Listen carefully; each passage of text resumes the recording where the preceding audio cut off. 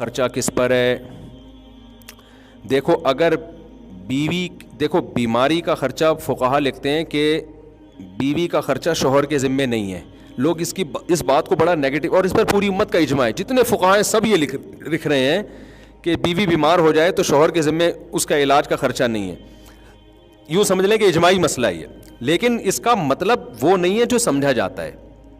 دیکھو فقہا لا کو اور قانون کو بیان کرتے ہیں، جو ضابطے کا قانون ہے نا. ایسے تو بیوی کے ذمے بھی بہت سارے کام ہیں جو ہم نے سوسائٹی نے ڈالے ہوئے، مگر قانوناً وہ اس کے ذمے نہیں ہے. نکاح کا جو ایگریمنٹ ہوتا ہے نا، اس ایگریمنٹ کی بیس یہ ہے کہ عورت آپ کو اولاد دے گی، آپ کو برائی سے بچانے کے لیے حلال تسکین کا راستہ دے گی، اور آپ بھی بیوی کو اولاد دیں گے، اور دونوں مل کے اولاد کو پالیں گے. بنیادی جو نکاح کا ایگریمنٹ ہے یہ اس کے لیے.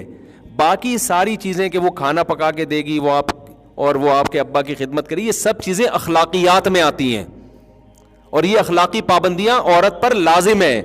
لیکن اخلاقیات میں وہاں آئیں گی جہاں عرف ہو، کیونکہ قرآن کہہ رہا عاشروہن بالمعروف، عرف کے مطابق ان کے ساتھ چلو. تو ان کو جو ہے نا ان کو ڈیفائن کرے گا عرف.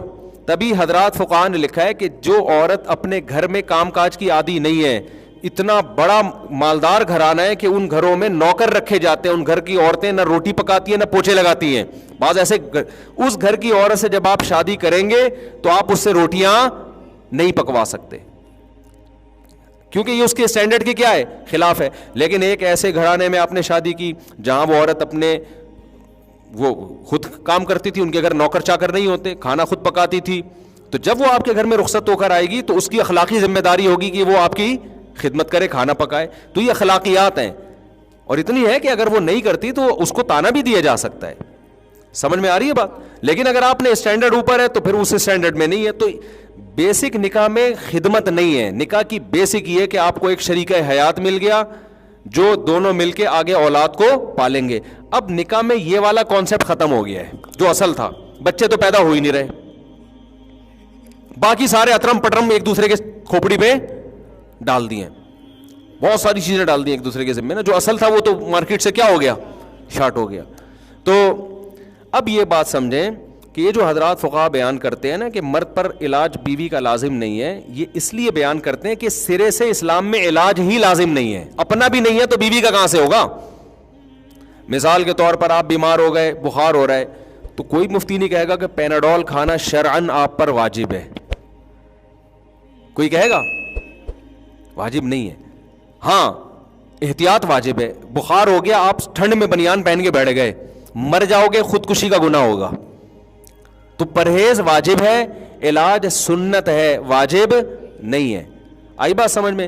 لیکن کیا یہ مسئلہ سن کے کوئی آدمی فنٹر بن سکتا ہے کہ بخار ہو رہا ہے تو چونکہ مجھ پر 2 گولی پیناڈول کھانا واجب نہیں ہے لہذا میں تھر تھر کانپتا رہوں گا اور کمبل لے کے اپنا بخار کم کرنے کی کوشش کروں گا، جیسے پرانے زمانے میں لوگ کیا؟ پرانے زمانے میں تو 6 کمبلوں میں لپیٹ دو، پسینہ نکلے گا تو بخار کیا ہو جائے گا، ختم. فوراً کہے گا ابے 2 گولی میں کتنا خرچہ جا رہا ہے، کھا یار. تو اسی طرح جب بیگم بیمار ہو گئی ہے تو جیسے آپ خود 2 گولی پیناڈول کی کھاتے ہو تو سوال پیدا ہوتا ہے جب یہ کماتی بھی نہیں ہے، ہاؤس وائف ہے، اس کے پاس پیسہ بھی نہیں ہے، تو کیوں ظالم آدمی ہے تو پڑوس میں کوئی تڑپ رہا ہو تو آدمی کہتا ہے اس کو جا کے ٹیکا لگا دے، یہ تیری بیوی ہے، تیرے بچوں کو پالے گی. تو اتنا تو اخلاقیات کا تقاضا ہے نا کہ علاج کون کرائے؟ نہ تو اس کو جاب کرنے دے رہا ہے تو اور نہ خود علاج کر رہا ہے. تو یہ انتہائی درجے کی غیر اخلاقی حرکت ہے. فقہاء نے لا اور قانون بیان کیا ہے، لیکن یہ نہیں وہ جو بیان کر رہے ہیں وہ بھی اپنی بیویوں کا علاج خود ہی کیا کرتے تھے. تو یہ اخلاقیات کا تقاضا ہے. اس کی اور آسان مثال دوں، جب آپ بس میں یہاں سے لانڈھی جا رہے ہو، سیٹ کے پیسے آپ نے دیے، W11 میں آپ بیٹھ گئے، کوئی بوڑھا آدمی آیا تو آپ اس کے لیے جگہ چھوڑتے ہو کہ نہیں چھوڑتے؟ آپ کہہ رہے چونکہ سیٹ کے پیسے میں نے دیے ہیں، لانڈھی تک کا سفر ہے، آدھے گھنٹے کا سفر ہے، میں بیٹھ کے سفر کروں گا، یہ بوڑھا کانپتا رہی ہوں. تو لا تو یہی کہہ رہے کہ سیٹ آپ کی ہے، تبھی وہ بوڑھا آپ کے خلاف کورٹ میں کیس نہیں کر سکتا. کورٹ میں جائے گا کہ اس نے مجھے جگہ نہیں دی، کورٹ کوئی سزا نہیں دے گی. جج ہو سکتا ہے ڈانٹ لگا دے کہ تو شرم نہیں، اپنے باپ کے عمر کا آدمی تھا، اس کو تو نے عزت نہیں دی. یہ تو کرے گا، کیس نہیں ہوگا. تو یہاں بھی یہی ہے کہ آپ نے بیوی کا علاج نہیں کیا تو بیوی کورٹ میں جا کے کیس نہیں کر سکتی کہ مجھے علاج کے پیسے نہیں دے رہا. قانون نہیں. اخلاقیات کا تقاضا یہ ہے کہ جیسے وہ بوڑھے کو آپ سیٹ دیتے ہیں کہ بھائی لانڈھی اترنا ہے نا تو میں تو کھڑے ہو کے جا سکتا ہوں, یہ بیچارہ کہاں جائے گا یار, تو نہیں دیں گے تو تانے بھی سننے کو ملیں گے, صلواتیں بھی سننے کو ملیں گی. اب آپ کو صلواتیں سن رہی ہیں, آپ پاکستان کا لا سننے کو مل رہی ہیں, آپ لا وکیل کی کتاب لے کے بیٹھے ہوئے ہو, لا میں کہیں نہیں لکھا کہ جی بوڑھے آدمی کو سیٹ دیں آپ.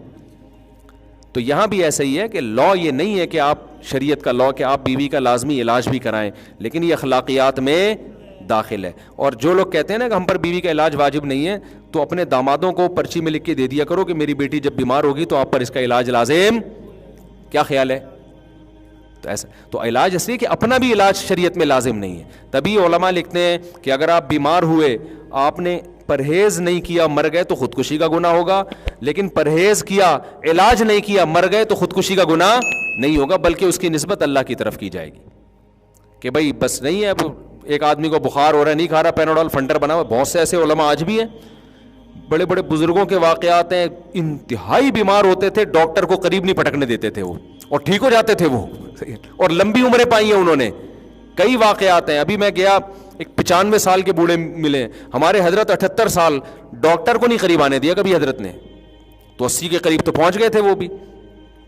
تو اس لیے کوئی یہ لازمی چیز نہیں ہے, لیکن ہم بھی کرتے ہیں علاج, کرتے ہیں کہ نہیں اپنا, تو سنت ہے. نبی صلی اللہ علیہ وسلم نے بھی علاج کیا ہے کہ بھئی زیادہ آگے نہ نکلو آپ, جو کر لو, لیکن نارمل علاج ہونا چاہیے. اب اس قانون کا فائدہ یہ ہوا کہ اخلاقیات کا تقاضا ہے کہ بیوی کا علاج کرائیں, لیکن یہ اخلاقیات کا جب ہے جب بیوی کے پاس پیسے نہ ہوں. اگر اس کے پاس اپنا پیسہ ہے تو پھر آپ کی اخلاقی ذمہ داری بھی نہیں ہے, پھر وہ خود کرائے اپنا علاج.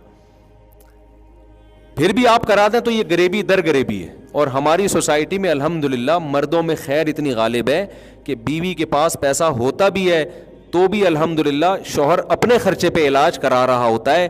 یہ ہماری سوسائٹی کا ایک بہت پازیٹو پہلو ہے جس کی خواتین کو قدر کرنی چاہیے. گوروں میں یہ چیزیں بالکل نہیں ہیں. دیکھو, نان نفقہ تو شوہر پر لازم ہے, چاہے بیوی مالدار ہو یا غریب ہو. ایک عورت کی تنخواہ 10 لاکھ روپے ہے, پھر بھی روٹی پانی گیس بجلی کا بل کون دے گا؟ شوہر. لیکن کیونکہ وہ تو اس کے ذمہ ویسے ہی لازم ہے نا, اس کا عورت کے مالدار یا غریب ہونے سے کوئی تعلق نہیں ہے. لیکن علاج چونکہ لازم نہیں ہے, اب اس قانون کا یہاں نتیجہ نکلے گا کہ اخلاقی پابندی ہے.